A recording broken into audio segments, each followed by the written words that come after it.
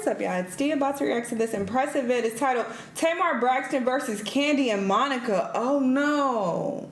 Tamar is always in some mess. And Coco Jones worried about her career. R&B stars give Aaliyah tribute. Let's see what's going on now. I'm about to be team Kandi and Monica because I like them. And Tamar always beefing with somebody. Jesus. Let's see what's happening. Let's watch.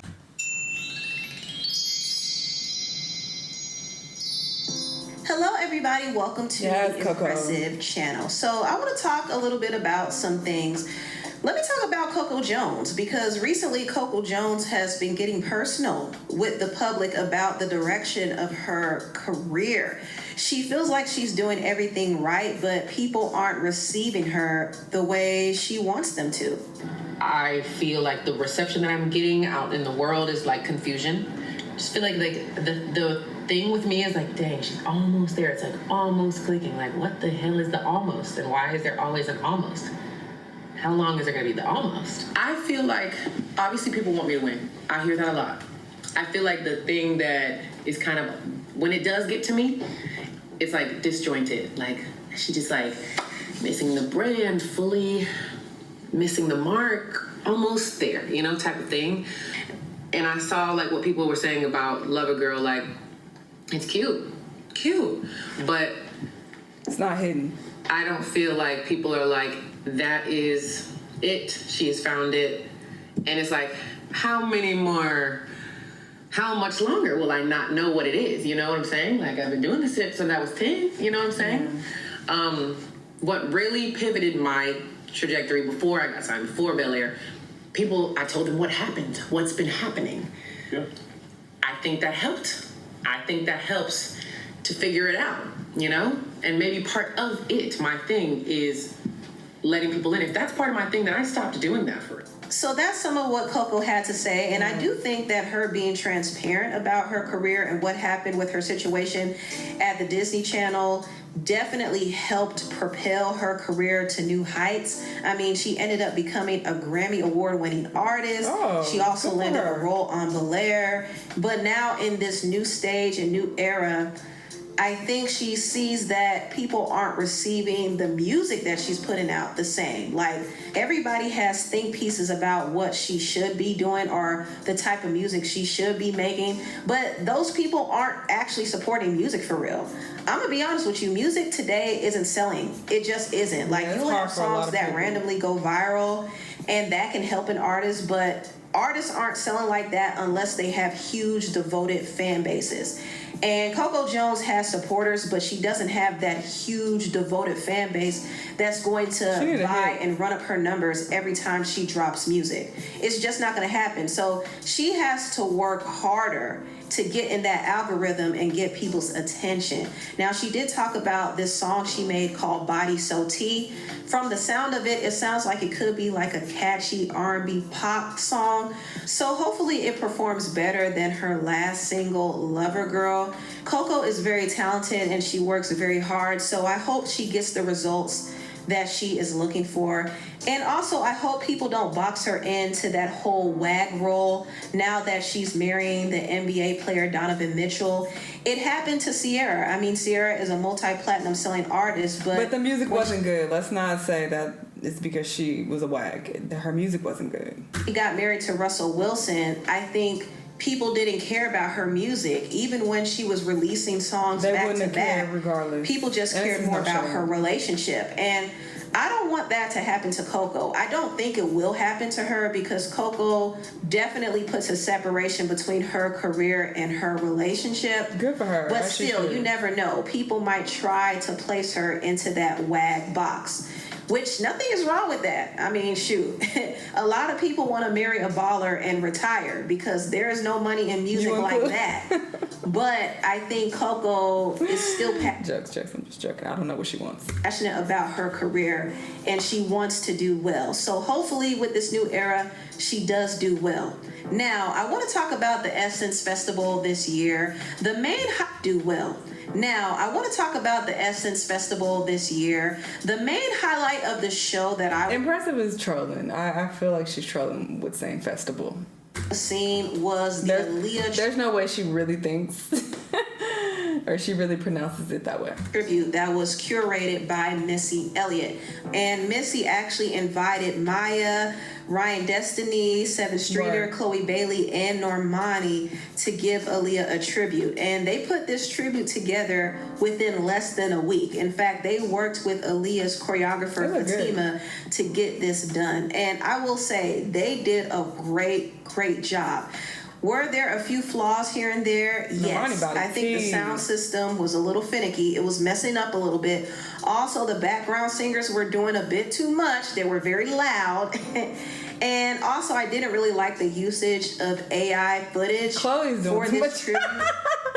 Chloe's not like as smooth as everybody else. Cause Aaliyah didn't do all of that. Aaliyah was a very smooth dancer. Okay, she didn't give the extra and like trying to really body roll and pop her ass, you know. And you could tell that everybody else is kind of like in line with that. But Chloe, So the background, I think the sound system was a Chloe said, "Oh, I'm gonna do me." little finicky. It was messing up a little bit. Also, the With background Chloe. singers were doing a Where's bit everybody too else? much. They were very loud. And also, I didn't really like the usage of AI footage for this tribute, but Missy Elliott did say that they didn't own the original footage, so I'm sure they weren't authorized to use it, but they worked with what they had, and I thought the tribute was good. I think all the ladies did a great job. Maya, of course, was the standout because Maya is a veteran. Like, she literally does this in her sleep, and she did 3 That's songs, nice. Back and Forth, At Your Best, and We Need a Resolution. She did 3 outfit changes, and vocally she was on point, and yeah, she's just good. Maya is just that good. Very underrated and under-celebrated in my opinion. And also, Good, Maya. Ryan Destiny did good as well. She performed If Your Girl Only Knew. I feel like she captured Aaliyah's movements the best. Like, her moves were very fluid. And I'm glad that And Missy chill. saw the vision to include her, because I do feel like Ryan underutilizes her singing and dancing ability. Also, Seven Streeter performed Very, very Four-Page Aaliyah. Letter and I Care For You. I think out of all the ladies, Seven Streeter really embodied the aura of Aaliyah. Like, she came up there looking like Aaliyah. I was like, The hold glasses, on. Like, she yeah. really did No, she ate that, this. but she still added her personal touch to it with her own vocals. And also, I want to talk about Chloe. Chloe was one of my favorites. Of course. She performed More Than a Woman and Are You That Somebody? She ate both performances. Like, Chloe is truly a star and a great talent. And I like how she made these performances her own. Like, she wasn't trying to imitate Aaliyah too much, but she definitely did Aaliyah justice. Also, Normani was one of my favorites too. She performed Try Again and Rock the Boat. Her vocals were clean and her dance movements were hidden. Like, she really can dance her That's tail all right. off. Oh. And I saw some people kind of critiquing how hard she was dancing.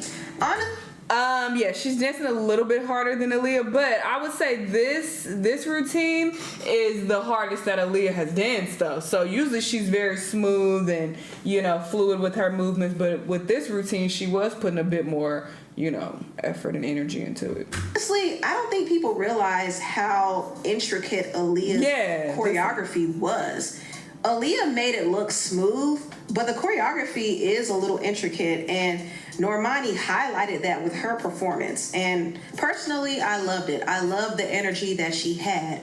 The industry just needs to stop playing and give Normani and Chloe the push they deserve. I mean, these are clearly the R&B pop stars that the industry is missing. But yeah, I thought the tribute was great considering that they only had less than a week to rehearse. And they did end it off by singing One in a Million, which was a great moment. In spite of some of the flaws with the sound, I think the ladies did a great job. Now, moving on, I want to talk about this shady moment between the singer reality stars Tamar Braxton and Kandi Burruss. So, Brandy and Monica were being honored by Essence, and they took this group picture. Kandi was in the picture, and Tamar walked over to Kandi and was saying something, and she tried to grab Monica, but Monica wasn't having it. She didn't want to acknowledge Tamar at all. And if you know the history, you know that Tamar had a whole messy fallout with Kandi and Monica.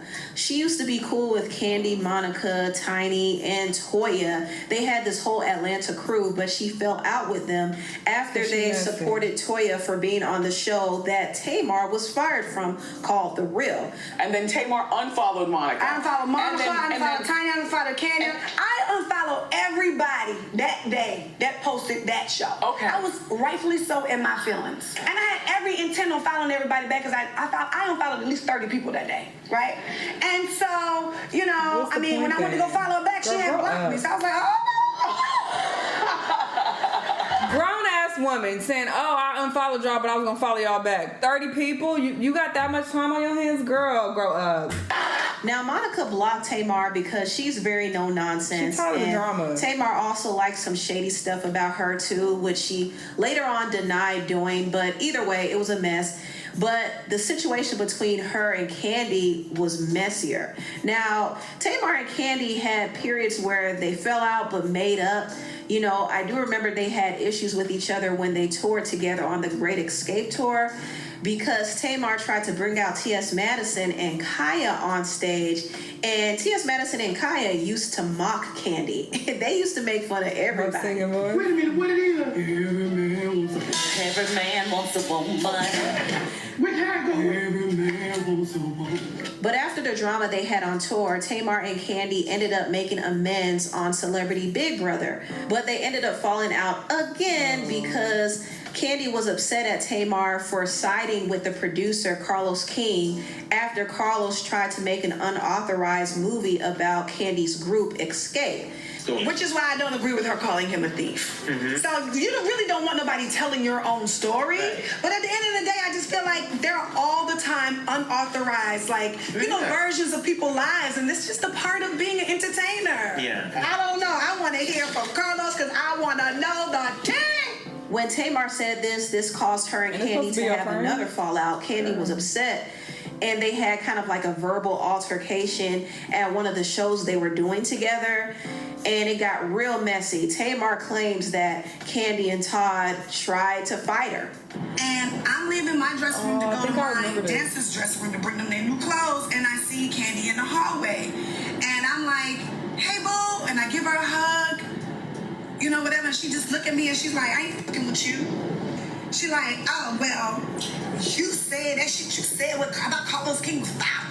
And now by this time, people swarming around. Then Tadina comes out and he comes and get her, and he said something to her, and then he looks at me in my face. Now, y'all can believe this shit or not. Nigga look at me in my face and go, you know what it is. Oh. What? But when it comes to dudes in another woman's face to physically threaten them and harm them, that's when the line is drawn. That's not true. My husband never said nothing to her. He did not threaten her or none of that. So that's why I was like, I don't even want to address that on Amazon Live.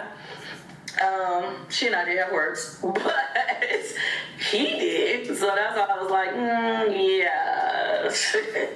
Some people like to twist things a little bit.